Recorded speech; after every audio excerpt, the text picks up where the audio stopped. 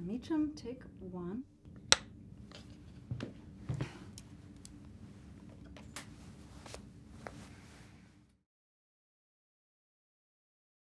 So Strom Thurmond breaks away from the Democratic Party in Philadelphia in 1948 on the states' rights platform, which was code for segregation.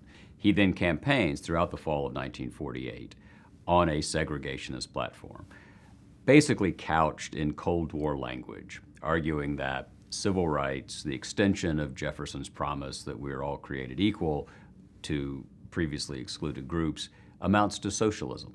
It amounts to an encroachment on the true American way, which in Thurmond's view was a segregated way. It was the way of the pre-Civil War era. It was the way of Plessy versus Ferguson. The separate but equal was constitutional. It was an attempt to take the country back to where it was before the verdict of the Civil War.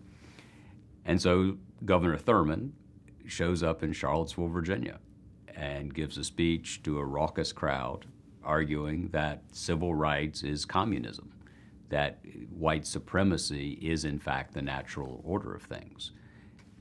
Strom Thurmond was a master of using fear to divide, and he was playing on the fears of white folks who, in many cases, all they had was that they felt superior to people of color because of the color of their skin. Economically, culturally, they were not getting ahead in the America of the post-war era.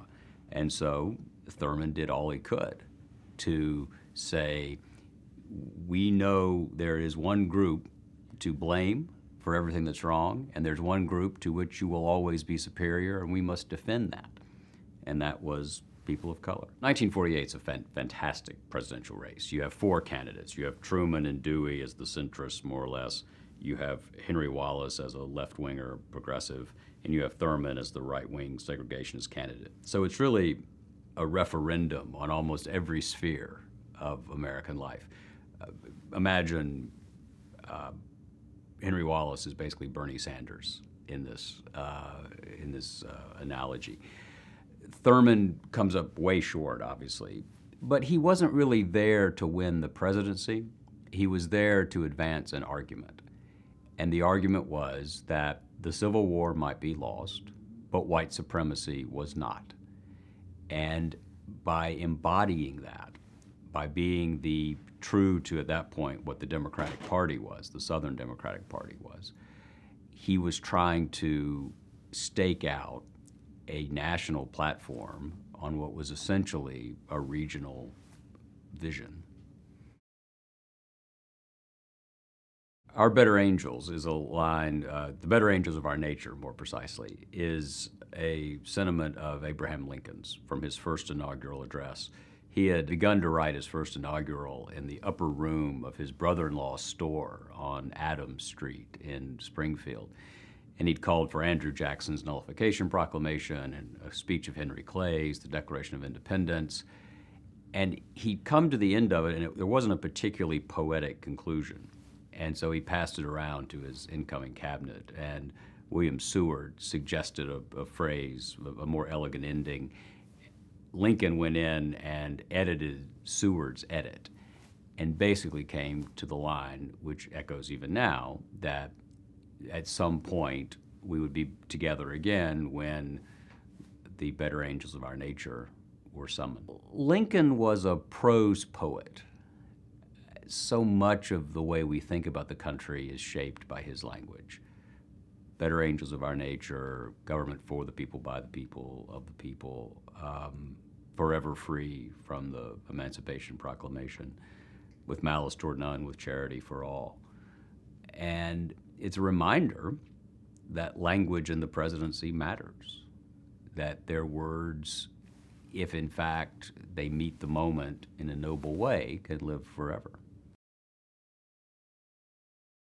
Well, the presidency is intrinsically interesting, right? You never have to explain why you're talking about it, because it's ultimate stakes, it's ultimate power. There's a reason Shakespeare wrote about kings. There's an unfolding drama that is intrinsic because the character of those figures and their actions matter enormously, for good and for ill. And so there's an intrinsic drama, and it's the most human of undertakings because I think we tend to think of history as there's sort of these distant figures and their statues, and it's all in an oil painting. But these are human beings, and they have good days, they have bad days, and they're good fathers and they're bad fathers, and they're good husbands and they're bad husbands. And Heraclitus said that character is destiny, and destiny can also be translated as fate. And for better or for worse, the American fate has been shaped in many ways by the character of the people at the top. Not entirely by their character. Change in America happens when people in power heed or don't heed, to whatever mysterious algorithm there is, the voices, hopes, fears, desires of the people who are powerless. And when those two things intersect, that's how history is made. Well, nostalgia is a powerful force. There's a natural tendency to think that our own problems are so overwhelming, they're so complex. Boy, I bet, if only we could be like grandpa or grandma because they didn't have it so bad. The things, people came together then. That's my favorite. People came together in the past. Really? Did they come together at Fort Sumter? Did they come together when the isolationists were leading the charge against fighting Adolf Hitler? Did they come together when the Chicago Democratic National Convention descends into violence in 1968?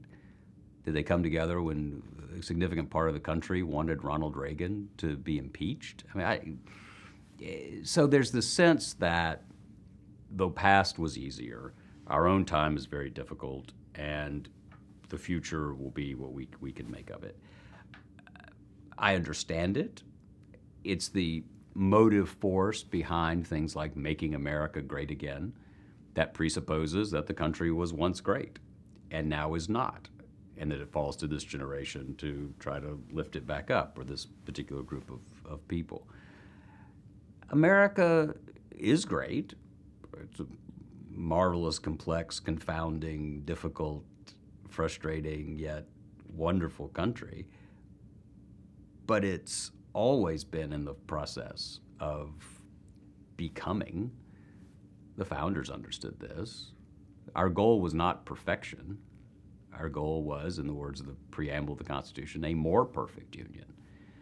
And they totally understood that, in fact, the life of the country would be like the life of a person, that we would be driven by appetite and ambition. We would get things wrong far more often than we got them right. We have proven them correct in that forever. As Churchill once said, you can always count on the Americans to do the right thing once they've exhausted every other possibility, and we've proven him right. So perfection is not the goal. It's just trying to get it more right. And I think that to pretend that the past somehow was simpler does two things we should avoid.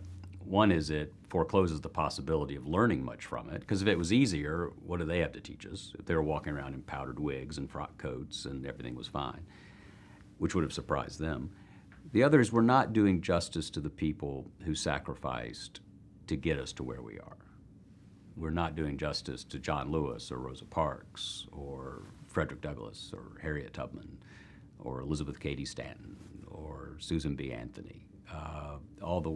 Pick your person who stood in the arena and said, the country is not being all it can be if we exclude this group or that group. And those are the people who have truly made us a country worth defending. I don't know any people who are all good or all bad. Maybe you do. So therefore, the country can't be all good or all bad. The Republican model, the government we've undertaken, the system of government we're attempting to make work here, is the most human form of government. Now, you would think if I woke you up in the middle of the night and said, "What's the most human form of government?" you would say, "Oh, well, a monarchy, because that's a human being the government." Actually, no, it's all of us. And this is an idea that begins with Plato, it runs through Aristotle, it comes through the Christian West, through Augustine and Aquinas, it goes to Machiavelli, and it gets to Philadelphia in the 1770s and 1780s, really through the Renaissance. And the idea is that a republic is the sum of its parts. It's why the founders talked about virtue. They didn't want everybody to behave well, though they wanted that. But the point was that there had to be a disposition of heart and mind that would enable them to live together, to make what Jefferson called the mutual concessions of opinion necessary to create solutions to given problems for a given period of time.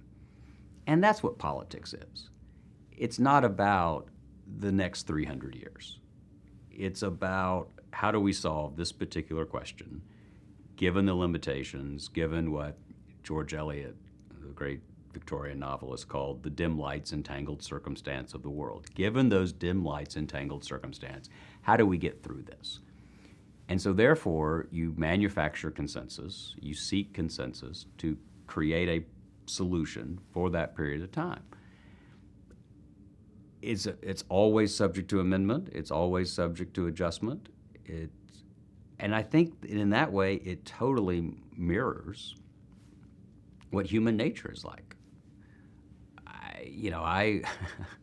I'm in more need of amendment and adjustment than almost anybody.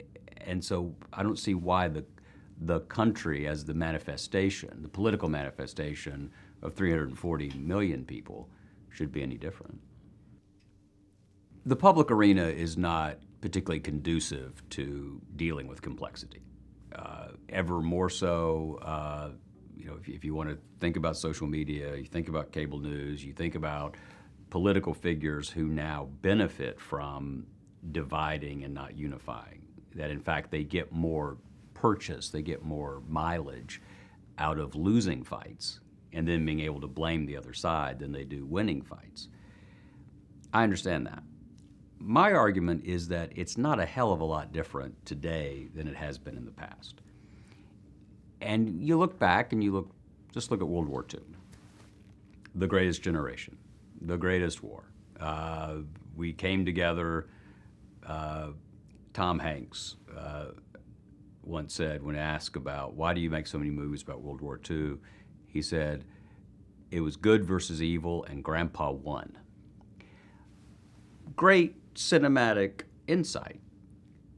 But let's remember, we didn't get into World War II until Hitler declared war on us, which was 5 days after Pearl Harbor, which was after Japan attacked us. So we were not nobly racing toward the burning building to save human rights and democracy and the rule of law in the old world. Quite the opposite. It was when they came after us. That kind of complicates. It was good versus evil, but Grandpa won. But that's the way it happened. And I think the more we engage with that conversation, the more we understand that it wasn't so clear-cut even then, I would hope that would give us some sense of proportion and perspective in dealing with the problems of our own time. Not in a policy way, but you know what? We barely got it right in the greatest cataclysm in human history, which is what the Second World War was.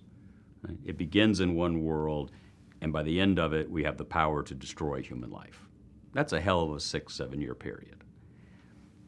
So if you recognize that the isolationists were very strong, that America first was powerful, then it gives you, I would think, some hope that we can find a way to manufacture consensus to solve the problems of our own time, because they barely did it then. When the Charlottesville riots happened, when the demonstration happened, the neo-Nazi rally, and then the death of Heather Heyer, who was trying to stand up for what the country is truly about, I knew but didn't know that there would be some moment in the history of Charlottesville, Virginia, that would have prefigured this, because there's always a moment that prefigures what unfolds. And the story of race and fear and anxiety and violence is inextricably intertwined with the story of the country. It's not that the soul of a country has been captured by a particular group at a particular time. The soul of the country is, in fact, this essence in which is not all good or all bad, but you have your better angels fighting against your worst impulses. You have Dr. King and you have the Ku Klux Klan. And our history is shaped by the extent to which those better angels or those worst instincts win out in a given period of time. It was true in the 1760s, it was true in the 1860s, it was true in the 1960s, and it's true today. The Sunday of the weekend of the Charlottesville violence, Nancy Gibbs, the editor of Time magazine at the time, called and said, "Do you have anything to say historically about the history of hate in American politics?" And so I dived back in, started with Reconstruction and moved forward. And what you find when you look back is that we shouldn't feel quite as lonely as we tend to feel in the present. We shouldn't feel quite as unique or special. I think that the efficacy of looking back is not to create a narcotic. Oh, well, it's happened before, so therefore it's all going to work out. But it does give us a sense of realizing that there are perennial forces in the country that ebb and flow. Right now they're flowing. So how do we get them to ebb a little bit more? We're never going to get rid of them on this side of paradise. But I think that history gives us the ability, should give us the ability, to see proportionally what is the scope and nature of our crisis. How have people in previous generations addressed those crises? And are there lessons to apply? There are two ways to make this argument, right? You can argue that there's an American idea that's under assault from one side or the other, in this case from the right in our own time, that the idea of fair play, of generosity of spirit, is something that has defined us and that we need to recover that. My view is that the creed is pretty self-evident, so to speak. That was Benjamin Franklin's edit of Thomas Jefferson. So when you can steal from Benjamin Franklin, who's editing Thomas Jefferson, it's always a good thing. We know what the idea is. What we don't always understand is to what extent can we apply that idea, realize that idea. And that struck me as a matter of more of the soul than of the mind. Because I think we get that the country is stronger and better when we apply Jefferson's, we hold these truths to be self-evident, that all men are created equal. When we apply that more generously, we grow stronger. That's the lesson of history. That's a matter, it seems to me, of these competing forces. We know the right thing to do. Most of the time in our lives, we know, right, the right thing to do. But for a whole host of reasons, we don't always do them. So what is that zone like? What do we call that? Well, we call that the soul. And in Hebrew and in Greek, the word soul means breath or life. When God breathes life into man in Genesis, that word can be translated as soul. When Jesus said, greater love hath no man than this, than to lay down his life for his friends, life can be translated as soul. So it's vital, it's essential. And it's, in my view, maybe there are saints who are like this, but I don't think it's all good or all bad. I think that we're all in a fallen world, struggling ideally to do what's right and falling short far more often than we're succeeding, and that the life of the country has the same collective soul. And my own view is that if we get it right 51% of the time, it's a hell of a good day. And we don't always. We lose a lot. And that's why the framers, I think, deserve, not being reflexively worshipful of a bunch of dead white guys, but those dead white guys understood that we were frail and fallen and given to sin and shortcoming, and they created a document that actually enabled us to take account of those appetites and ambitions and keep the thing going. There's a reason it's so hard to get anything done in this country. It's because they were fearful that we would be so busy doing bad things that they wanted to make everything difficult. And I think if anything, experience has proven them right. The Constitution is fundamentally a religious document. That's going to make heads explode across NPR land, but it is. It's based on an understanding of human nature that we are imperfect and we are selfish. And ambition must be made to counteract ambition, as it says in the Federalist. And Hamilton and Madison, who later ended up wanting to beat each other up, totally were as one on this point. Madison said, if men were angels, then no government would be necessary. But because they weren't, we needed a government. My argument about the soul of the country is, I'm sure, informed by the fact that I'm a hapless Episcopalian, which is redundant. But it's also based on a historical sense that we are all driven more by appetite and ambition than we are by our better instincts most of the time. And that has a religious component, certainly. It's also, though, a matter of historical observation. The whole history of the world proves this. And I think that it's an insight. The American experiment is based on an insight that is not fundamentally religious, but it is certainly an insight that was informed by religious understanding. The American idea is that everyone is born equal, all men are created equal, that everyone has the right to rise or fall on their own merits, that we guarantee equality of opportunity, if not of outcome, that there's a rule of law, that everyone has what Lincoln called a fair chance for their industry, intelligence, and enterprise. A wonderful phrase, a fair chance for their industry, intelligence, and enterprise to rise in the world. That's the idea. That's the ideal. I think that it's more productive to look at the soul of the country, which is how we actually act or do not act on making that idea a reality. The country is entirely shaped by a battle between the ideal and the real. To what extent do we make real our professed devotion to an idea of equality and liberty under law? One of the most interesting phrases of the founding is the pursuit of happiness. John Locke and others had talked about life, liberty, and property. Jefferson changes that to pursuit of happiness. His idea of happiness was, it was about everybody being cheerful, but more fundamentally, it was about how do you create a civic sphere in which there is sociability, there's neighborliness, there's a sense of mutual regard. Because without mutual regard, making those mutual concessions of opinion was going to be very difficult.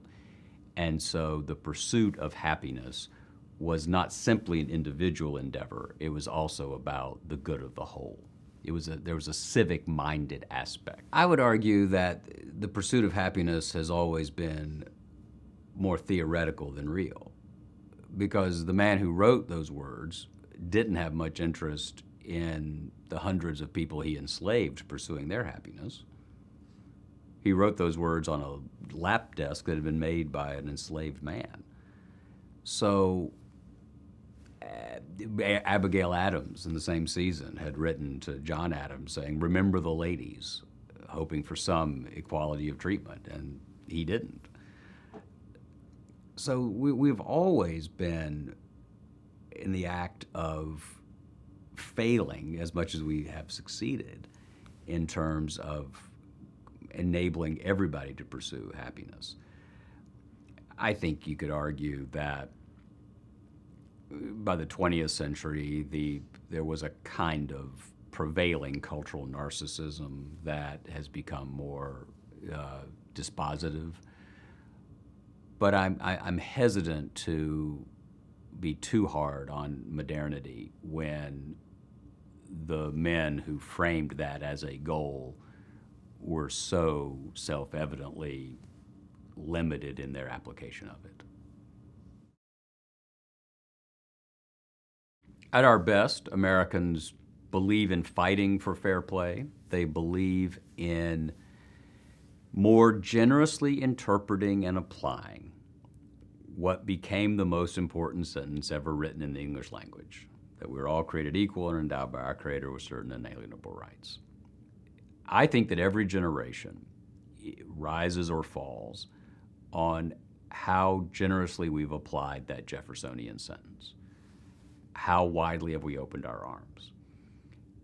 If we have widened the definition of the mainstream, if we've widened the understanding of and the applicability of equality, then it's an era worth emulating and commemorating. If we've constricted access, if we've tried to take away certain rights, it's an era worth learning from but avoiding. And so I don't think, if you ask anybody, what era would you like to go back to in American life to go live? I think the test should be, if you would like to go back to, say, the 1920s, you probably, when you think about it, don't want to, because the second Ku Klux Klan was on the rise. You know, there was limiting immigration. There was fallout from the First World War. You don't want to do that, because that was an era that was marked by a limitation of the mainstream, not a expansion of it. I think we're at our best when we expand access to the mainstream. I think we're at our worst when we try to constrict it. There are certain forces that ebb and flow in American life. There's racism, nativism, isolationism, extremism, a lot of isms. They rise and they fall based on a sense of individual security. If you're secure in your own life, then you're probably less likely to want to keep people out, or you'll have less reason to need someone to blame for an economic problem, a sense of lost opportunity, whatever it is. When you have economic anxiety, when you have anxiety about the future, there's a natural human tendency to want to look outward to find someone to blame, some explanation, as opposed to looking inward and realizing that you have to do something to adapt to these changing circumstances yourself. So it seems to me that the forces that are shaping our own moment, isolationism, nativism, racism, are the result of an economic and cultural anxiety on the part of a lot of folks who look a lot like me, who believe that the country is slipping away from them. The country's not going to look like them going forward. And that's disorienting. It's scary. It's then the job of a leader, if you want to go for our better angels, to say, don't point fingers, we're going to get through this together. Or you get a leader who helps you point. This is basically as if we have elected Huey Long or Charles Coughlin or Joe McCarthy or George Wallace president. A figure who is more interested in dividing than unifying, a figure who's more interested in raising a clenched fist than extending a hand, a figure who's more interested in tightening his grip than in opening his arms. And there is a significant part of the country, for a whole host of reasons, that respond to that message. I think a lot of the forces that are dividing us today are perennial American forces. We've seen them before, we'll see them again. Here's where things are different. Basically from 1932 or so till about 2017, We had a political era in the country that was defined by a figurative conversation between Franklin Roosevelt and the New Deal and Ronald Reagan and the Reagan Revolution, which was more about the market than the government. The New Deal was more about the government than the market. Every president, from FDR through President Obama, governed on a field that had been demarcated by those positions: the relative market and the government, and the relative projection of force against commonly agreed upon foes and rivals. Where things are different now is that that conversation has stopped.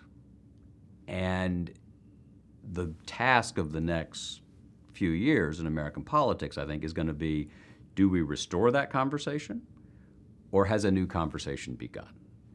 And that we just don't know the answer to yet.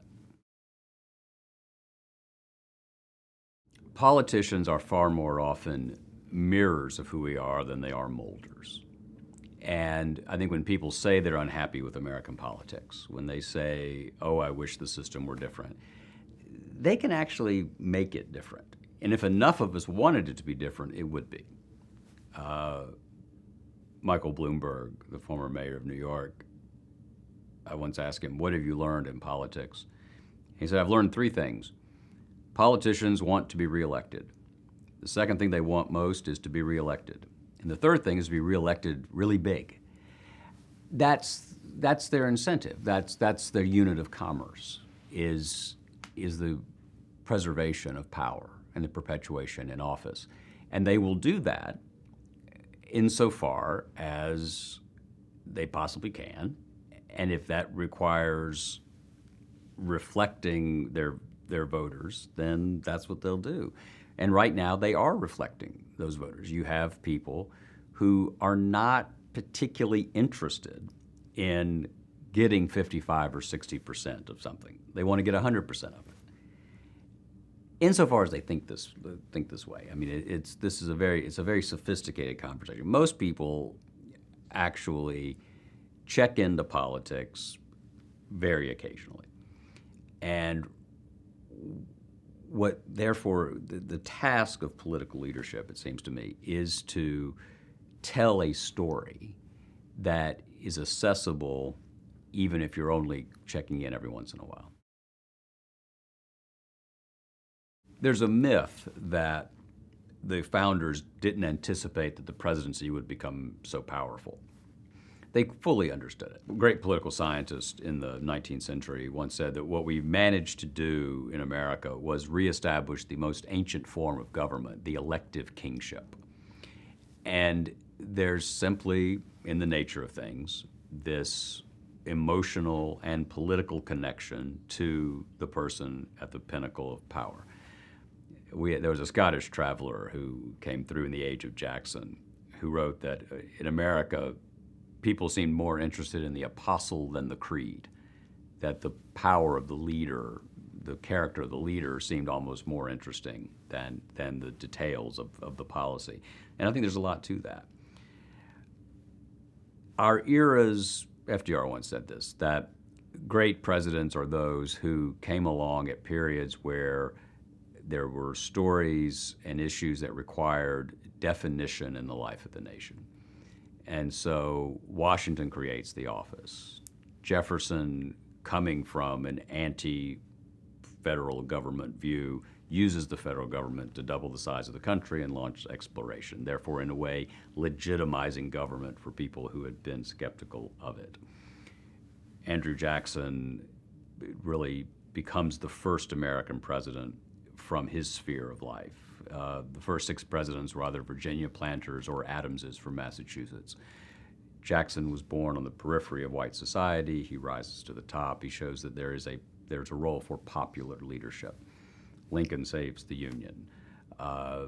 Franklin Roosevelt saves capitalism and then wins World War II. President Eisenhower leads us through nuclear struggle. President Kennedy does the same thing, and so on.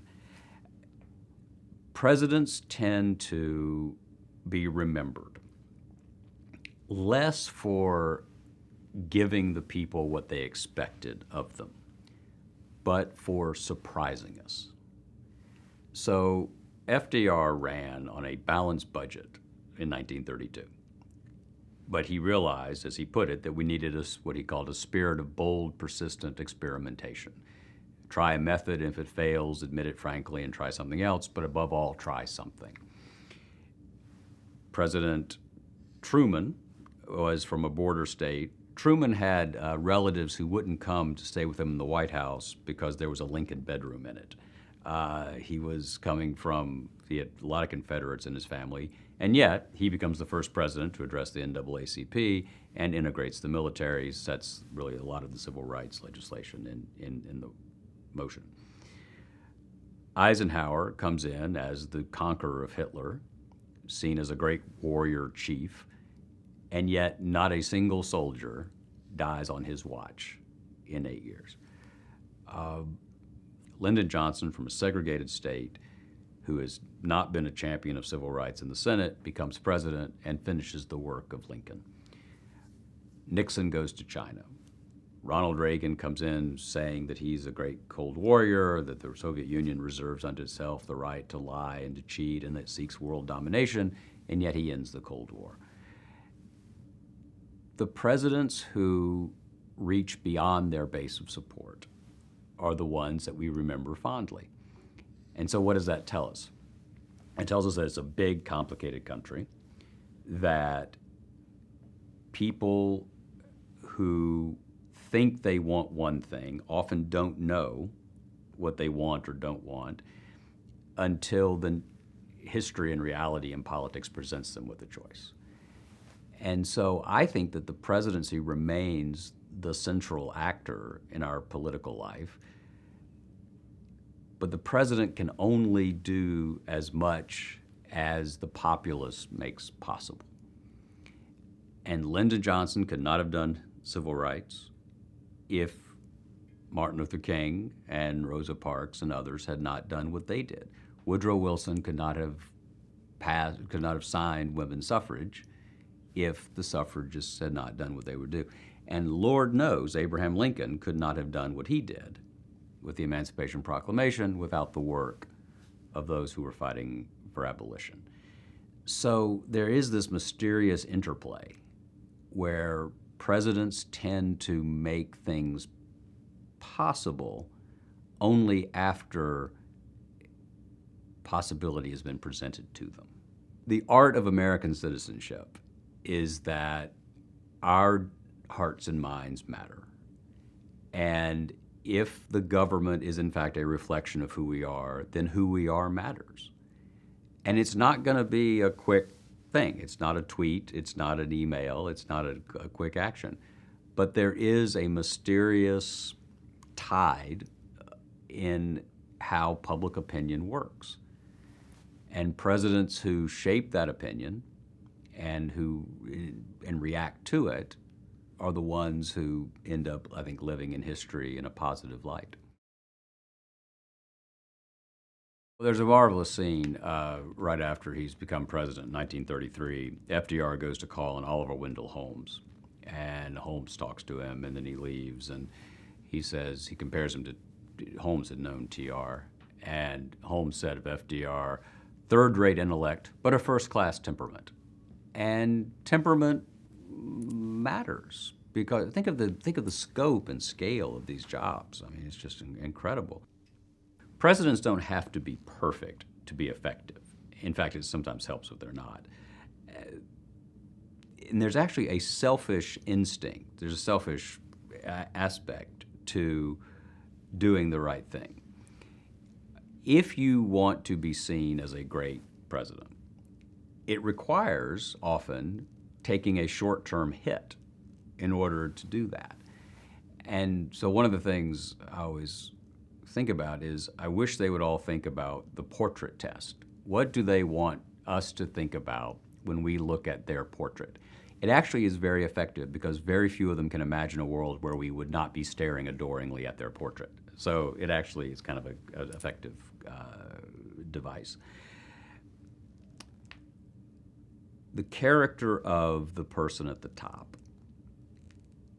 matters enormously because in the end, as President Kennedy once said, you really do stand alone. He once said that no one has a more clamorous counsel than the President of the United States. But in October 1962, when he had to decide about whether we were going to have Armageddon or not, it was really his call, and it was his temperament, his decision, which created a zone in which we could get to the right place. I don't want to overstate it. They aren't kings. There is this connection to us, and just to what extent do they follow us, and to what extent do they lead us? But on the margins, and the margins matter enormously, their character, their temperament, their ability to admit mistakes, their ability to convince us of something is hugely important. One of the reasons I do what I do is that I was a journalist for a long time. And it was amazing how all-knowing and omniscient and correct journalists were. And if only these people behind the desk who actually had power and responsibility understood what we understood, they would do better. Well, it turns out maybe life is more complicated than that. My sense is that people in the arena are dealing with their own shortcomings, the circumstances of the moment, the crises of the hour. They're dealing with it through the prism of their character, through their temperament. And most of them, you hope, are trying to get it right and are doing the best they can. And sometimes they get it right and sometimes they get it wrong. But they are basically trying to do the right thing. Big question about whether the incumbent fits into that. But I think most people, and it's fascinating too, because I see a lot of former presidents, how people tend to forgive and see complexity where they once saw things more simply. So the story of George W. Bush is a great example. I've watched audiences in very liberal enclaves who would have wanted him strung up in 2003, 2004, 2005, actually listen to him and come away dazzled. Oh, I didn't know he knew so much. I didn't know he was so charming. I didn't know he could speak so clearly. And what makes me think, and part of the goal of history and biography, is maybe if we could load that up beforehand, that maybe these people are not always wrong. It's complicated because sometimes they are. And eternal vigilance is the price of liberty. And I think this is just the nature of it. They certainly understand it that way. On the question of temperament and character, think about it for a second. What if you, in your job, in your life, you went around and 49 or so % of the people you saw wanted you fired every day? What's the psychological toll of that? I mean, even if you have won a big victory, only 51% of the people you're ever going to see, or in your constituency, are thinking, you know what, I want you there. They're on a knife's edge. And I don't think it's that complicated. I don't think it's that outrageous for people to think how they would react in a situation. It requires empathy, hugely important aspect of not just leadership but citizenship. Republics don't work if we're not able to put ourselves in someone else's shoes and see the world in that way. So why people tend not to put themselves in the shoes of the most powerful person, but instead just want more from them or want something different. Part of the reason I do what I do is to try to lower the blood pressure that goes up when that happens. If you put yourself in their shoes, I think you have a better chance of dealing with the crises of the present more calmly, because you know they're not Marvel superheroes, right? They're not all powerful. President Obama is pretty funny about this. You know, he says that no issue that reaches your desk is easy because if it had been, it wouldn't have reached your desk. I think the more history you know, the more empathetic you should become, because you suddenly realize that maybe the people you thought were all good aren't, or the people you thought were all bad aren't. Empathy is the capacity to put yourself in someone else's shoes, to feel a connection to them, and to appreciate the world as they see it. Without history, I don't know how you could be empathetic. In our own lives, the zone there is our own experience. We would want someone to be nice to us, so therefore we're empathetic.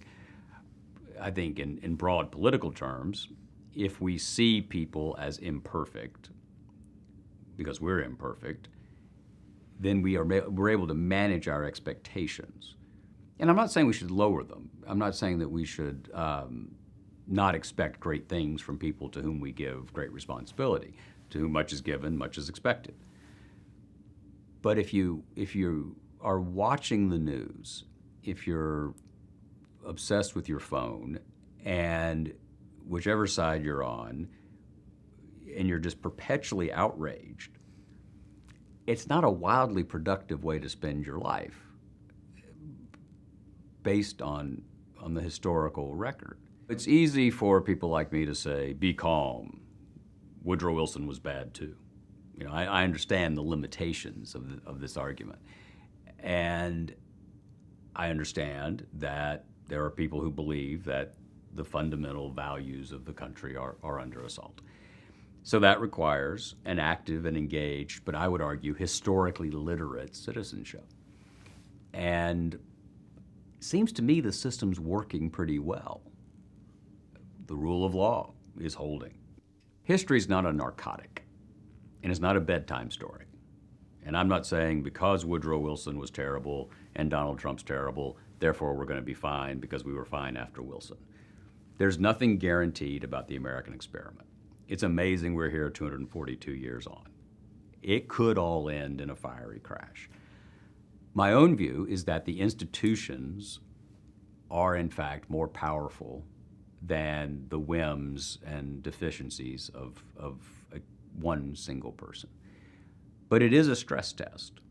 We're making it as hard as possible to keep things going. And partly, and I understand the frustration, people will say, oh, you keep saying everything's going to be fine, but you don't know that, and it's easy for you to say you're a white man. All that's true. I am a white man. But I think that if you had been standing in the political arena 100 years ago, you would have been worried about Wilson cracking down on civil liberties. You would have been worried about the Attorney General of the United States launching warrantless raids. You would have seen a rise at the ACLU as a reaction to this. You would have seen lynchings. You would have seen a rise of the second Ku Klux Klan, 3 to 5 million Americans fighting immigrants and people of color.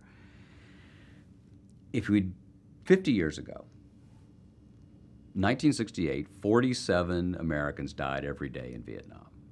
Not captured, not wounded, died. Dr. King is murdered. Senator Kennedy is murdered. Lyndon Johnson, who had won 60% of the vote 4 years before, is driven from the race. The Chicago Democratic Convention ends in horrible violence. And on Election Day 1968, the governor of Alabama, George Corley Wallace, carries 13.5% of the popular vote, and 5 states are an explicitly segregationist platform in 1968, 50 years ago. So I'm not saying, therefore, that 50 years from now people will walk through the age of Trump in the same way, but I think they will. A president can undermine democracy. A president could end the Republican experiment, lowercase r. But I think that the institutions, rule of law, Congress, and the press, and all of us, I think are the bulwarks against that. By my count, there are about 5 elements in the political spectrum that determine whether we continue or not. There's the presidency, the press, the people, the Congress, and the courts. And I think as long as 2 or 3 of those are rowing in the right direction, we're okay. We are testing that without question. But one of the things we have to be careful of is just because we disagree with the direction a certain president is going doesn't mean it's undemocratic. Quite the opposite, actually, because democracy is by its very nature a fluid set of decisions and inclinations. America's really, more often than not, a 51-49 nation. Sometimes we get as high as 60% thinking one thing or another, but that's pretty rare. So again, this is why I think history matters.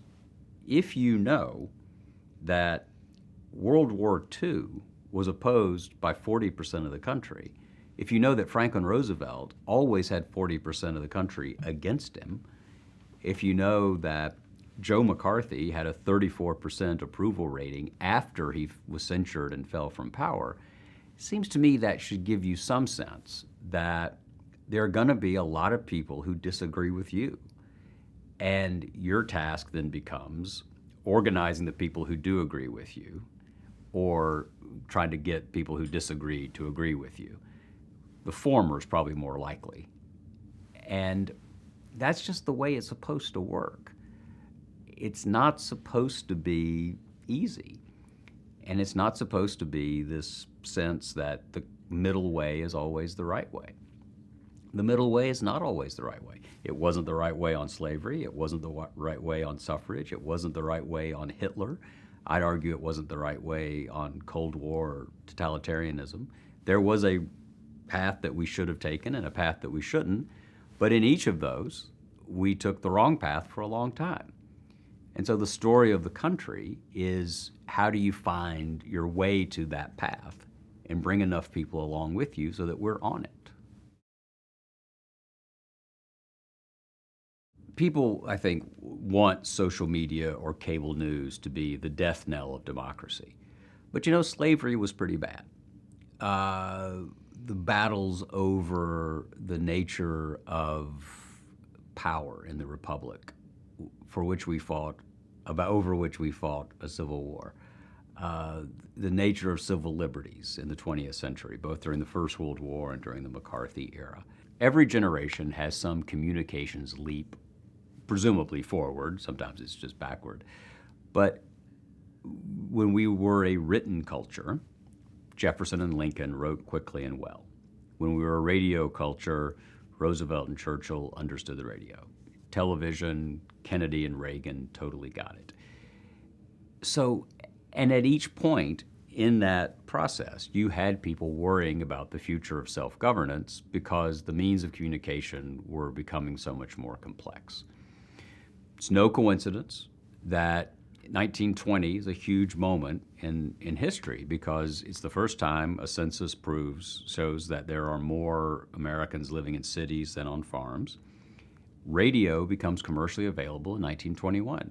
If you were an American householder at any point until 1921-22, you totally controlled the culture that came into your house. It's kind of amazing when you think about it. You just decided what newspapers to subscribe to. Maybe your kid showed up with a book from the library you didn't know about, but that's about it. Suddenly you buy this radio, and these people in these far-off places like New York and Hollywood, which you've never really heard of, are affecting directly the life and views of your family. It was incredibly disorienting, and it was part of the chaos of the 20s. I think social media is very much in that zone. Propaganda is getting more sophisticated.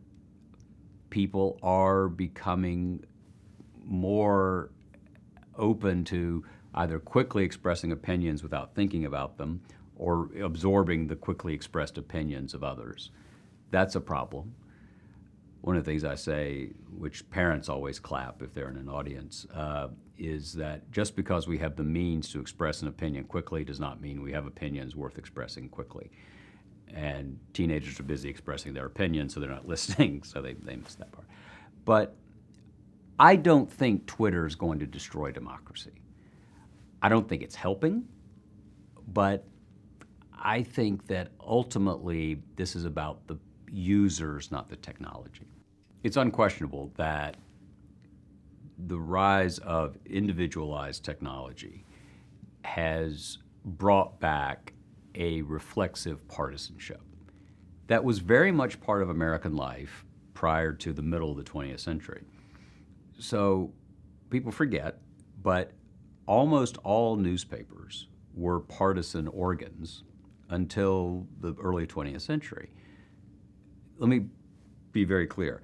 There were not many slave owners in South Carolina subscribing to William Lloyd Garrison's Liberator. They weren't interested in, we should weigh the other side, we should think the other views. That just didn't happen.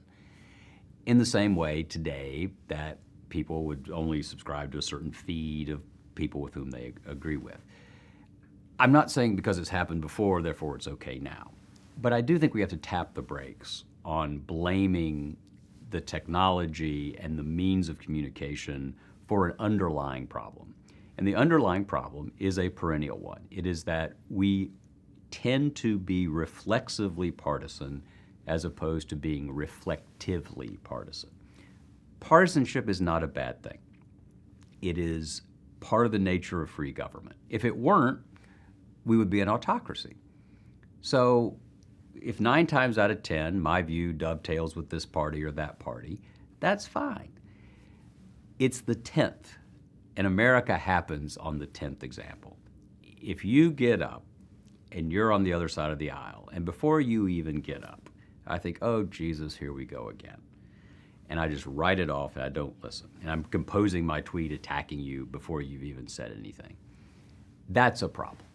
That's not being true to what the American Revolution was about, which was that reason had to take a stand with passion in the arena. But if you get up and you finish, and I think, Jesus, you're wrong, that's okay, because I listened to you. But there's going to be a time when you're going to say something, and I'm going to think, you know what, that's not so crazy. And I think that America happens in the moment when you say, you know what, that's not so crazy. The social science suggests that we are more partisan, more reflexively partisan than we've been in the past. Part of that is we didn't have the science before. Are we more partisan than we were in 1859? I don't know. But that's kind of interesting, but not dispositive. It is clear that our partisan attitudes have hardened, and they've done it for all kinds of reasons, which are familiar. There's gerrymandering, there's the media stuff you're talking about. So we are more partisan today. There's an interesting number. Something like 50% of Democrats approved of President Eisenhower's job performance. Kind of amazing when you think about it. And it went steadily down to the point where now no Democrat approves of Trump, no Republican really approved of Obama. That's a problem. And that's my argument about reason. It's that, you know what, you have to be open to contrary views actually being right. And I would argue that there's a basic role for humility here, which is, do you really think you're always right? Really? In your whole life, there's nothing anyone can offer that might be better thought out and might have more salience, might be more rational? Maybe people feel that way, and it's easier to feel that way, right? But we're going to get out of this moment if we begin to see, if you're a conservative, this is the way I put it, if you begin to understand that reason was the original insight of the founding, that in fact the idea that, which started with Gutenberg and moved through the European Enlightenment, the scientific revolution, the entire reorientation of the world from being organized vertically to being organized more horizontally. If you understand that the American Revolution was about reacting to data in a non-reflexively partisan way. Not superstitiously, but rationally. If you're a conservative, you should appreciate that that's where we started with this. If you're a liberal, you love data. You say you love science. So what if, don't go crazy, what if Donald Trump is right about something? I know, there's massive heads explode all over America, but it's not impossible. So why wouldn't you want to deal with things rationally, one to another, as opposed to reflexively denounce or support without thinking about it? I don't understand that. And that's my argument, is that let's at least judge it one by one. There is no pre-lapsarian moment of great rationality, and that somehow or another Donald Trump has made us irrational. He's exacerbated it, but he's working with materials that he found, stumbled across them. I just don't. I think if you don't see the country as a series of near misses, you're going to render yourself crazy, because you're going to think that everything was okay before this particular moment. And that's not true. Doesn't mean it's not bad now, but the people who now believe that the republic is ending are the people, many of them, who thought that Ronald Reagan was, as Reagan himself said, a combination of Ebenezer Scrooge and the Mad Bomber. There are people that thought that George Herbert Walker Bush was a hapless wasp. There are people who thought that that Bill Clinton wasn't liberal enough. They thought that George W. Bush was a unilateralist. They thought that Barack Obama was not liberal enough. Well, now all those guys look like Cicero. And so shouldn't that create a humility about one's certitude about what's happening now? It's not, but it should. I think there's an argument to be made that reason is utilitarian. It's therapeutic, because what if you suddenly were able to evaluate everything that happened on its own merits, as opposed to actually just pre-deciding and being outraged? What if you had to think about something before you were outraged? You'd at least get a minute or two before you were outraged, so that might be healthy. I'm not trying to be Mr. Rogers meets C-SPAN here. I'm really not. And I'm not saying it's all going to be fine. I think the country survives. I think the institutions of the country survive. But I think it's on all of us to do that. And my argument is that if we don't arm ourselves with a historical understanding of how complex and fraught our history was, we're not going to be able to think clearly enough to react in real time to save the republic. Fear is a natural result of a feeling that the world is closing in, that doors that once were opened are closing, or that prosperity that once might be yours has been taken away or is no longer possible. Fear, I think Edmund Burke said, there's nothing so unreasoning as fear. And when you think about that, it makes sense. If you are fearful, if you believe it's the loss of what you love, which I think is the way Aristotle defined it, the loss of what you love. If you feel you're on the edge of a cliff the whole time, you're not going to react rationally. You're going to be thrashing to stay up there. And so fear creates an emotionally fraught, it's almost like an asteroid field of anxiety. Hope's different. Hope is pointing forward as opposed to pointing at someone. Hope is more unifying than dividing. It's an act of faith, and it needs to be justified. You can't just I'm not arguing that we should all be Panglossian and just think that everything's going to be fine. But if you undertake a particular course of action with a sense that, in fact, tomorrow can be better than today, you are more likely to act more generously and with less anxiety than if you feel you're fighting for survival. If you're advancing across the savannah, then you are doing so in the hope that something great is on the other side of it. If you're scuttling across the savannah like this, because you feel your enemies are about to shoot you with arrows, you're not going to get there as quickly. It's simply the case that leaders and generations that have acted with a sense of faith in the future and a hope that tomorrow will be better than today have actually ended up doing better than those who have reacted out of fear. Because if you're hopeful, you're looking down the road. If you're fearful, you're looking around like this. And you can see farther when you look down the road. It's wonderfully Western and American to believe in progress. And it's one of those things, that's one of the fun things about history, is it feels, the idea that you would have to talk about it seems silly because it's so natural that of course there's progress. Well, actually, no. Think about it. I mean, it's a philosophical idea. Why would you think that tomorrow is going to be better than today? Not every country, not every people has done that. There's a wonderful intellectual history to progress, and I love it. It begins with Prometheus, the myth of Prometheus, that we got fire, so we were able to begin to move forward. It comes through the Christian West, through Augustine, the idea that you are perfecting, there's a journey toward perfection beyond time. Very much an Enlightenment era idea that there is the capacity of the mind to discern and learn and create a fuller embodiment of everything we can be, of greater happiness, of greater prosperity, greater liberty, whatever it might be.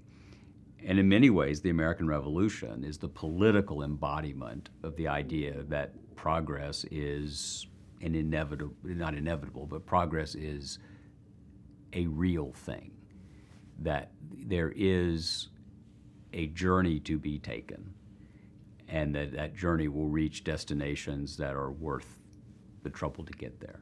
There are a couple of different spheres of a way to think about this.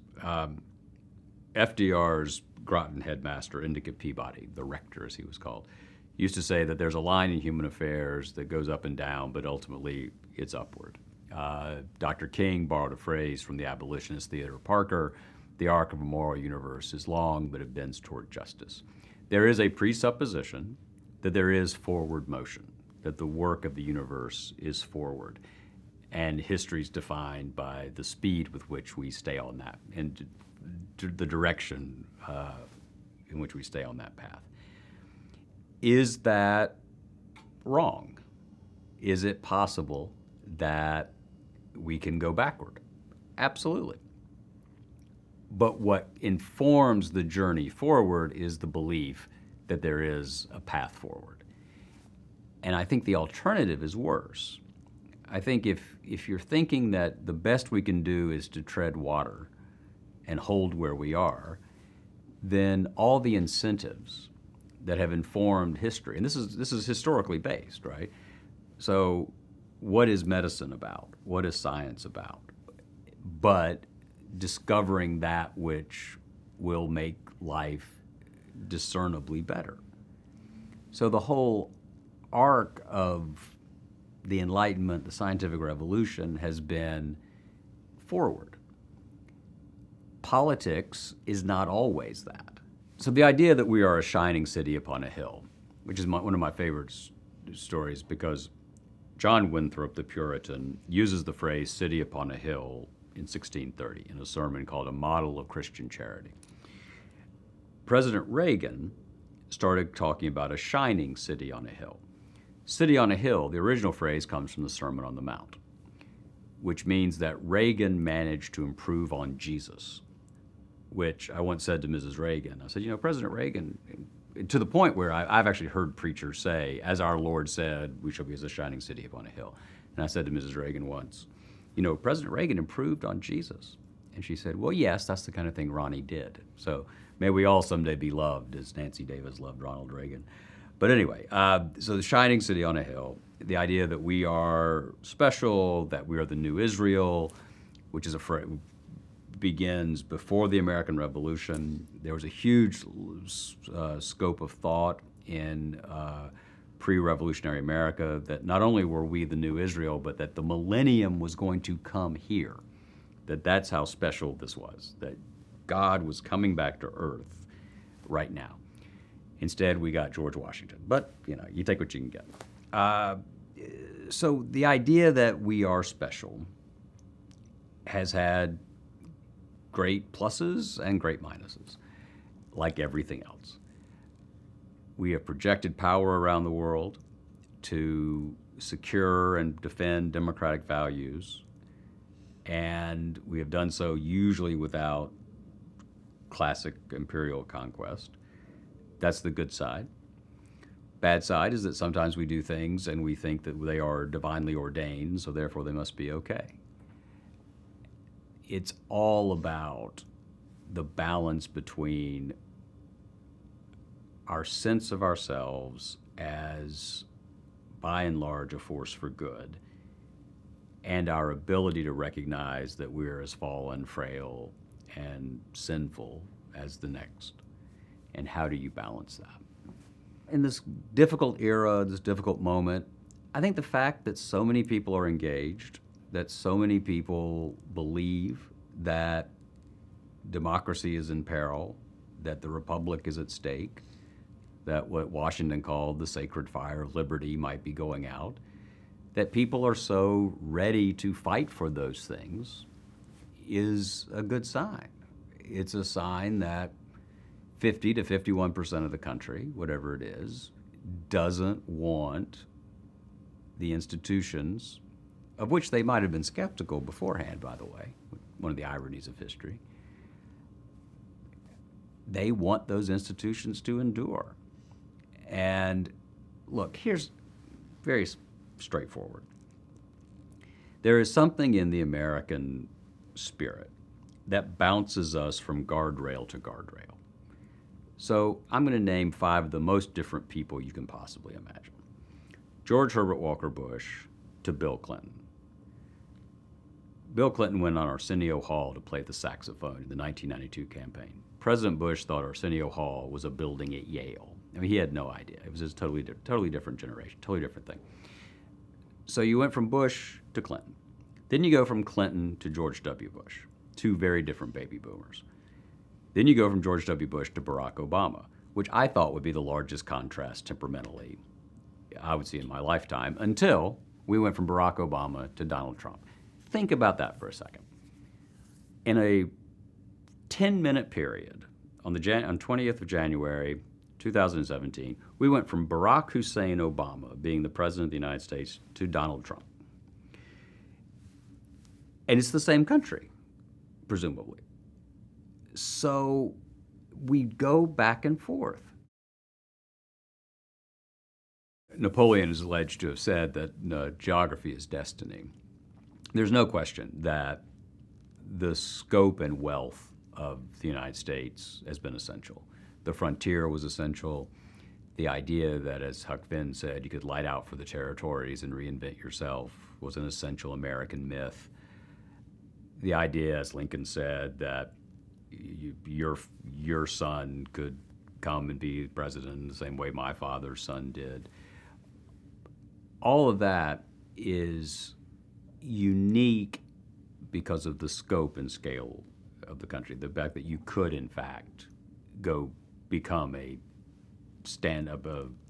yeoman farmer. You could go do make your own way. I don't mean to be sentimental about it. There are plenty of people who did not have that opportunity, but by and large, there was more opportunity here than any place else.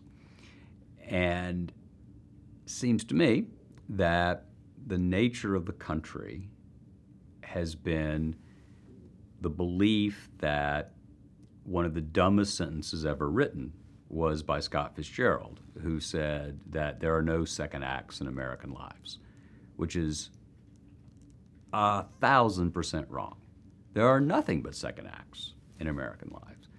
And so it seems to me that one of the goals for the president going forward has to be the preservation of this chance, the capacity of the country to have equality of opportunity, not of outcome, but to have that fair chance that Lincoln talked about. One of the lessons of World War II and the immediate aftermath was, as both FDR said and Truman understood, that we were a very small world now, and that it was more like a neighborhood. Air power had brought us incredibly close together, which is interesting because we think that the internet did that. But in the middle of the 20th century, you had American presidents who were thinking about the interdependence of nations.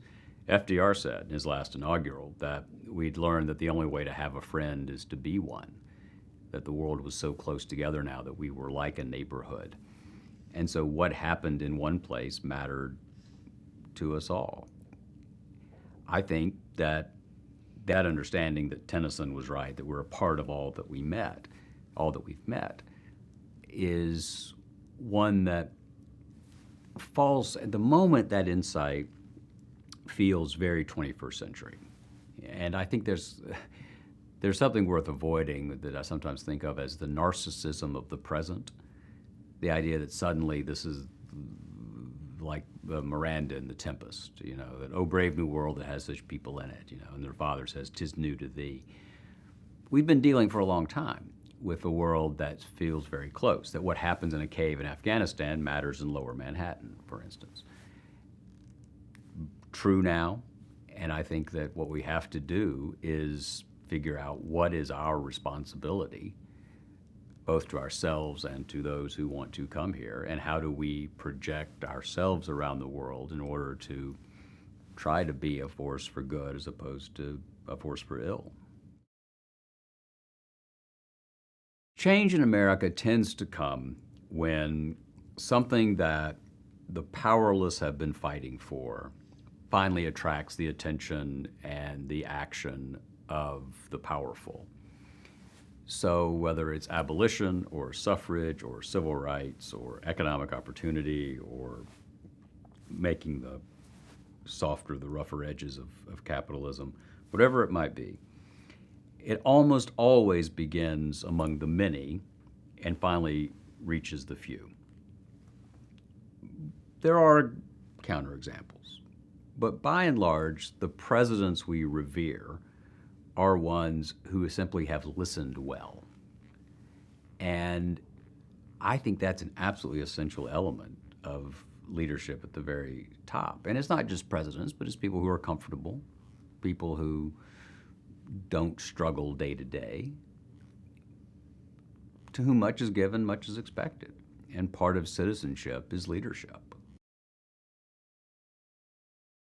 I'm just leveraging dorkdom. I'm just, the great thing about history is you often don't know what you don't know. And so David Halberstam had a great line. I miss David. He used to say that a good nonfiction work is like a liberal arts education. It should take about 4 years. And you spend a couple of years reading and then a couple of years refining.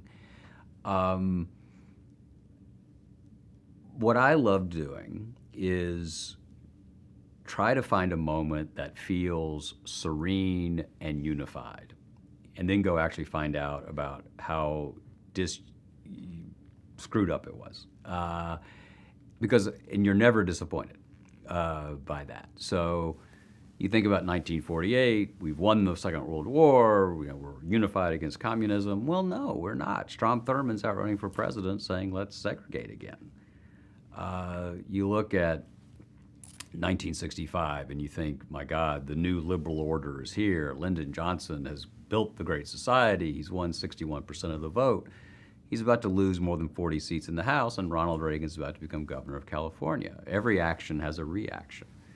And so what I try to do is take the seemingly straightforward and explain the complexities that were in fact in play at that moment. My view of history is that it should be approached narratively, because that's how it happened. And if you can tell the story of how certain events unfolded, of how certain people acted when they were in the maelstrom of the present, then you're able to come as close as possible, it seems to me, to capturing why they did what they did and how they did it. And if you know how and why of both noble and ignoble moments, you then have the capacity to either replicate or avoid. But if you don't, it seems to me, if you don't enter the stream of time with them, if you stand a bit apart and judge like this, that has its role, of course, but I don't see that it's quite as useful. I think what's useful is the power of story to remind us that it's a damn miracle we've gotten this far. And it's probably going to be a damn miracle if we keep going. But what's the story of the damn miracle? I don't believe there's such a thing as a definitive biography. I guess stuff can be authoritative, but biography can be no more definitive than life is without a definitive nature. I think that history with a capital H is a good starter, I guess, to put it that way. But what's most useful in my mind is, can you have a fair-minded, fact-based interpretation and retelling of the past in order to possibly shed light on the present and the future?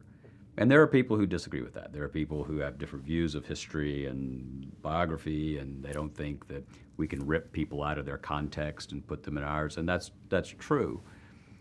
But I think to some extent the moral utility of history is not for us to feel self-righteous about the past, as Arthur Schlesinger used to say, but to tell the story of how frail and fallen human beings made their way through the twilight of events and transcended their limitations just enough to leave us a more perfect union. I think Abraham Lincoln is fascinating not because he was perfect and heroic, but because he was imperfect and barely heroic. And if Abraham Lincoln can be barely heroic, then we need to work really, really damn hard to get there ourselves. The past has been shaped not by perfect people or titans or giants, but by people like us who, at some critical moment, managed to do the right thing. And if they can do it, then we can too. And I don't think we do ourselves any good by either looking down at the past condescendingly or looking up at it sentimentally. I think we learn the most from it when we look it in the eye. History is, we hope, a record of decisions made and decisions deferred. And to my mind, I wouldn't want to write about something where there wasn't an alternative course of action, because that's the inherent drama of it.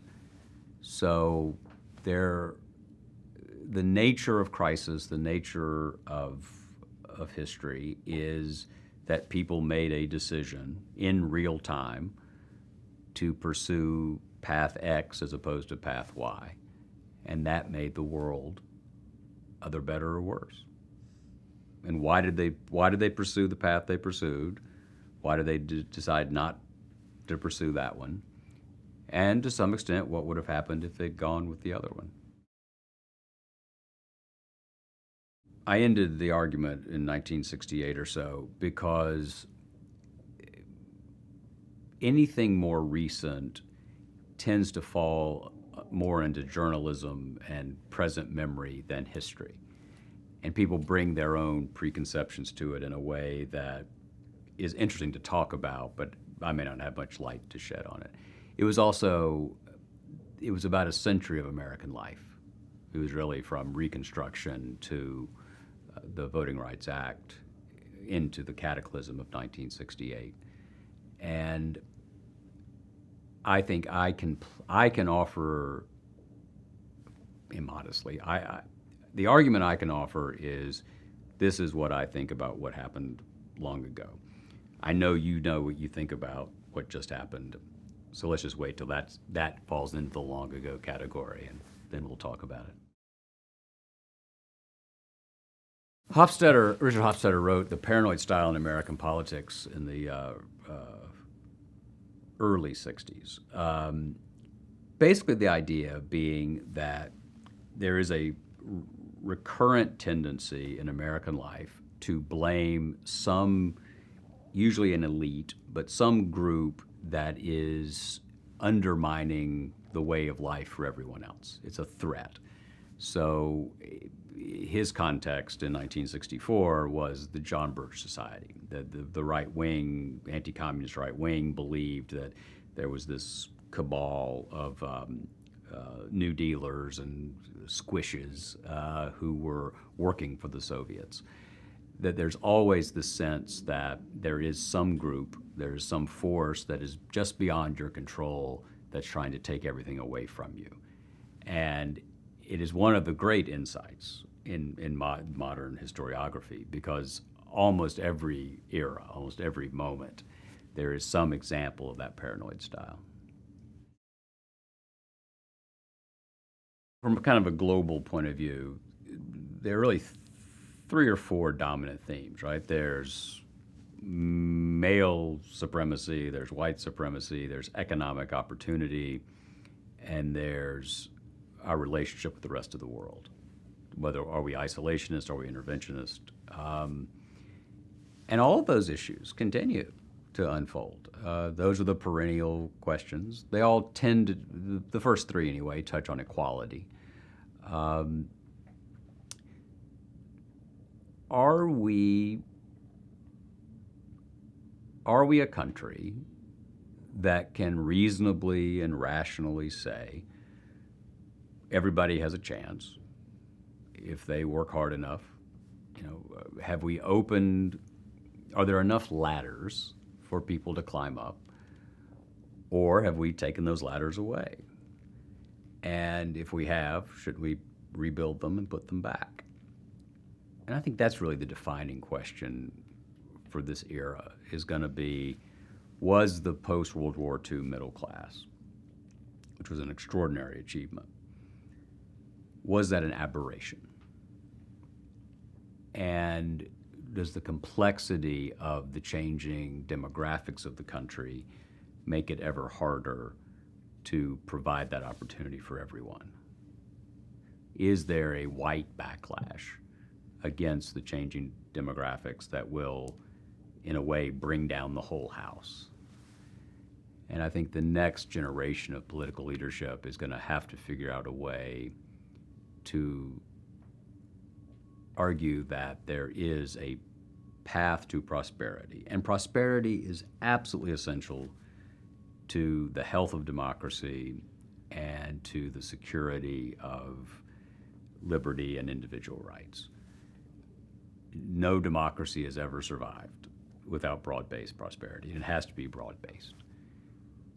And so this is economic, it's political, it's cultural, and I think it just requires, not just, that sounds minimizing, it requires an understanding that the best we are is when we live up to the Declaration, and that you can sort of judge. There's a good yardstick at hand. Does this advance equality and the possibility of opportunity, or does it reverse it? If it advances it, let's do it. If it reverses it, let's not. The United States is trying to do something that nobody's ever done, which is have a pluralistic, multi-ethnic, democratic republic over a big expanse of ground with an 18th century constitution governing it. It's really hard. Why wouldn't it be hard? If it were easy, somebody else would have done it.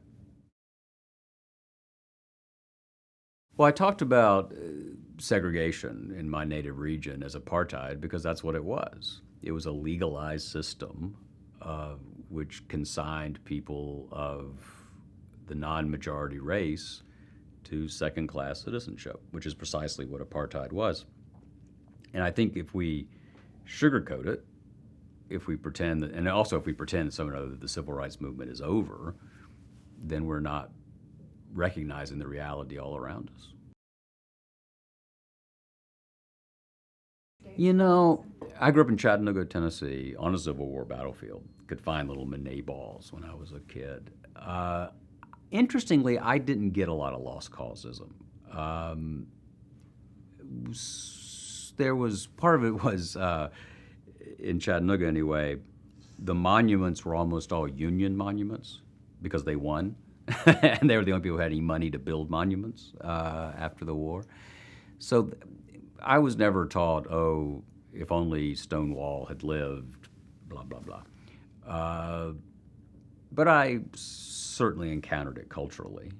And I understand when you look at the history of the 1950s and 1960s, why people of a certain disposition gravitated to that myth.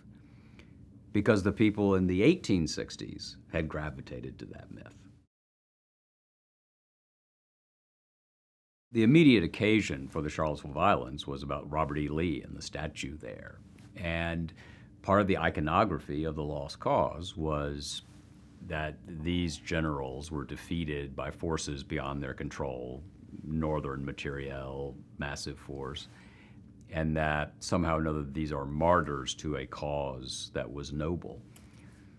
Problem with that is that that cause was about human slavery. It was about not fulfilling the aspirations of the Declaration, and those officers took up arms against the Constitution.